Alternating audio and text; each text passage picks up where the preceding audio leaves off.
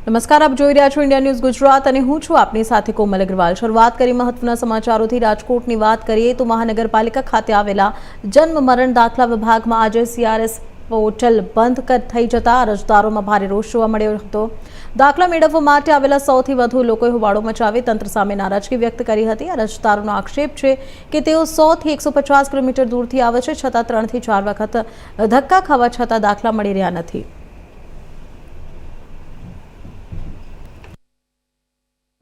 महाराज क्या है तू आओ लांबी कतारो लागी बेसो તમે आज तो શું કહેશો તમે સિવિક સેન્ટરમાં સવારથી મને ફોન આવેલો હતો કે ભાઈ લોકો લાઈનમાં છે અને આજે કોઈ કામગીરી થતી નથી, એટલે હું કોર્પોરેશન આવતા જ સિવિક સેન્ટરની મુલાકાતે જ ગયો હતો। લોકોને મળ્યો અને અધિકારીને પૂછતા સર્વર ગઈકાલથી ડાઉન છે, માહિતી મારી પાસે પણ હતી અને આજે સર્વર સાવ ઠપ થઈ ગયું છે, એટલે લોકોને મુશ્કેલી પડી રહી હતી।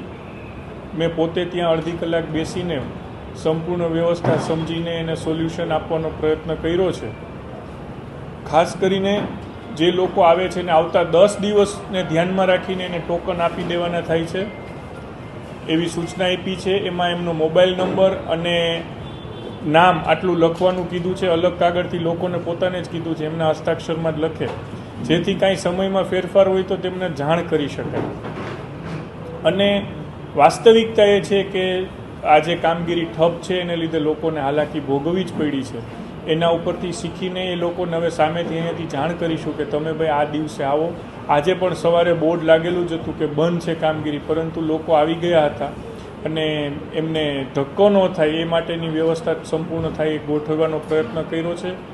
ત્યાં સ્ટાફની ઘટ હતી એટલે અમારા પોતાના ઓફિસના 3 સ્ટાફને પણ ત્યાં ડેપ્યુટ કર્યા છે આજના દિવસ માટે, અને એ લોકો પાસેથી એમનો મોબાઈલ નંબર અને બાકીની સરનામાની વિગત લઈ રહ્યા છે, એમનો કામનો પ્રકાર કયો છે એ લઈ રહ્યા છે।